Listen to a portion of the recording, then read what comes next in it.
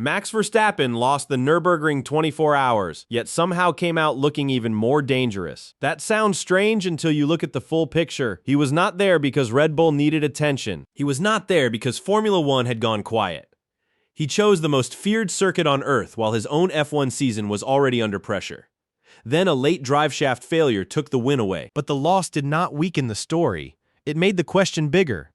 Verstappen's Mercedes GT3 helped turn the event into a worldwide talking point. The crowd reached 352,000 fans, which shows this was not a small side race.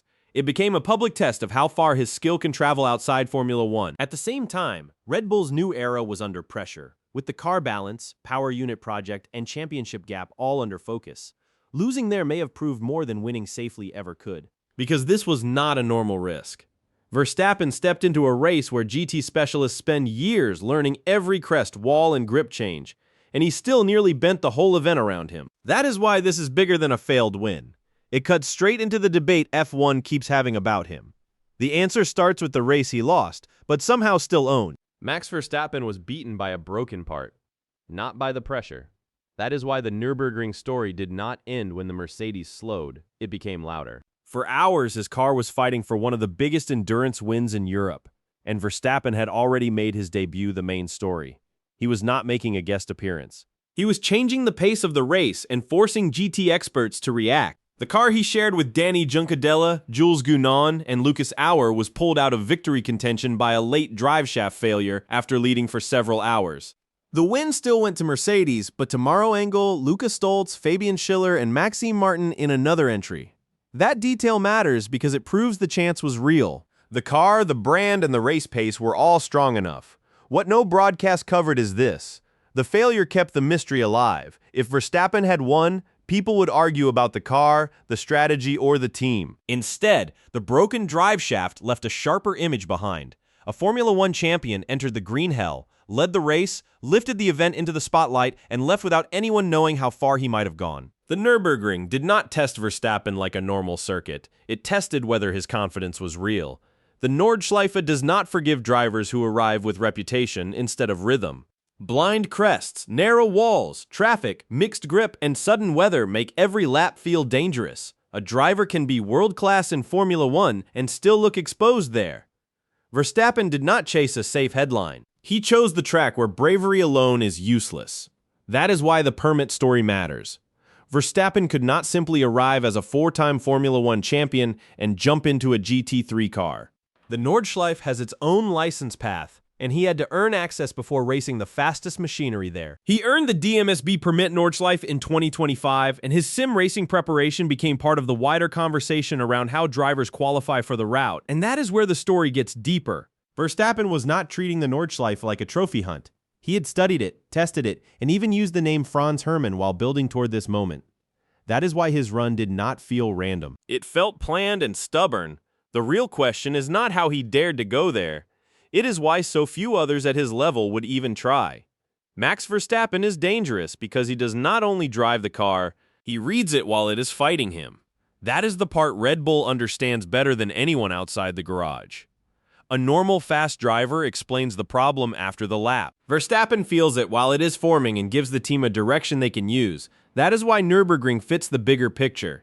It was not only bravery, it was car language, grip feel, and instinct working together. Laurent Mekies once described Verstappen as Red Bull's best sensor in the car, and that line explains more than any highlight. Modern F1 cars already carry hundreds of sensors, but numbers still need a driver who knows what the rear is doing before the screen explains it. Under Christian Horner, Helmut Marko, and Adrian Newey, Red Bull built success around that rare connection between feel, speed, and technical direction. That connection is why Nürburgring mattered beyond the result. Put Verstappen in a GT3 car, send him into traffic, darkness, mixed grip, and walls waiting for mistakes, and the same pattern appears. He finds the limit faster than the situation should allow. The real story was never only about pace. It was how quickly his brain turned a strange car into something familiar. Now that same gift is being tested inside a Red Bull that no longer looks easy to trust. Red Bull's problem is not that Verstappen suddenly looks weaker. The problem is that Formula One has changed around him while his car is still searching for answers. Mercedes has opened the season with control. Ferrari is close enough to hurt, and McLaren remains dangerous when race pace settles. Verstappen is not chasing one rival anymore. He is chasing a pack. That makes Nürburgring even stranger, because while his F1 season was under pressure, the driver looked untouched somewhere else. The standings make it hard to soften. Kimi Antonelli has 100 points, George Russell has 80, and Verstappen sits 7th with 26. That is not a small gap. That is a season starting to tilt away from Red Bull early. The new rules have brought active aero, different energy use, narrower tires, and a new power unit picture. Red Bull's Ford-linked project brings upside, but also a learning curve no champion can ignore. This is the part that changes everything.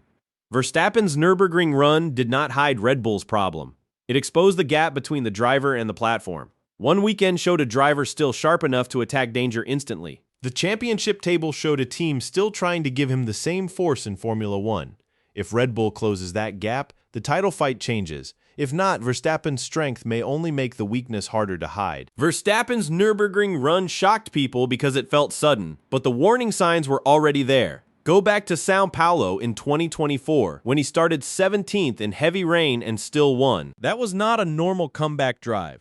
That was a driver cutting through chaos while others fought the track, the spray and the pressure. He did not need a perfect weekend to look dangerous. He needed the race to become messy enough for instinct to matter. Brazil sent the same message again 1 year later. In 2025, Verstappen started from the pit lane, suffered an early puncture, and still finished 3rd, while Lando Norris won for McLaren. Later, the season reached Abu Dhabi with Verstappen still alive in the title fight, even after falling 104 points behind earlier in the year. Norris won the championship by 2 points, but Verstappen had dragged the fight to the final breath. That is why the green hell did not create a new version of Verstappen. It revealed the same pattern in a different car. Wet Brazil, pit lane Brazil, Abu Dhabi pressure, Nürburgring traffic, the shape keeps repeating. When the clean path disappears, he still finds a way to pull the race toward him. McLaren took the final prize in 2025, and Norris earned it, but Red Bull saw the warning. Give Verstappen a car close enough, and the field may not get another chance. David Coulthard did not make the Verstappen story sharper by talking about speed. He made it sharper by talking about freedom. That is the warning under the Red Bull rumors. Any top team can promise Verstappen a fast car, a title project, and a huge platform. Mercedes has history, Ferrari has emotion, McLaren has momentum, but Coulthard pointed at something harder to copy. Red Bull lets Verstappen live like a racer first. That matters because Verstappen is tied to Red Bull through 2028, while his future keeps being pulled into every major paddock conversation. Coulthard's point was simple. McLaren, Ferrari, and Mercedes would struggle to give him the same room to race GT cars, chase Nürburgring, speak directly, and still remain the center of an F1 title project. This is not only a contract story, it is a culture story. So the question changes. It is no longer only whether Red Bull can build him the fastest car again. It is whether any other team can handle the full version of him without removing the edge that makes him different. Verstappen may look limited by Red Bull's current pace, but he may also be inside the only team willing to let him become this complete racing force. The final answer is not in the rumors. It is in what this means next. Verstappen did not leave the Nürburgring with the trophy, but he left with something harder to ignore. He showed that his speed is not locked inside one car, one rulebook, or one team project. That is why this story reaches beyond one broken Mercedes GT3. If the Red Bull is fast, people credit the car. If the race is chaotic, they call it luck. But when the car is different, the track is brutal, and the pressure still follows him, the excuses get weaker. That matters, because Formula 1 is not waiting for Red Bull to recover. Mercedes has control at the front, Ferrari has enough speed to stay involved, and McLaren still carries title weight with Lando Norris and Oscar Piastri. Verstappen is fighting a reset. New rules, new power units, new aero demands, and a standings gap where every mistake costs more. Yet Nürburgring showed Red Bull still has one thing nobody else can copy. The driver is still sharp enough to turn a bad situation into a threat. So the debate changes.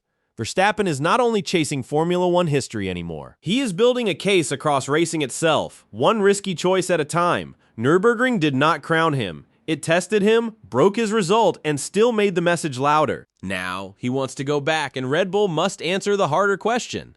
Can they give him a car worthy of the driver before the rest of the grid moves too far away? The win disappeared, but the warning stayed.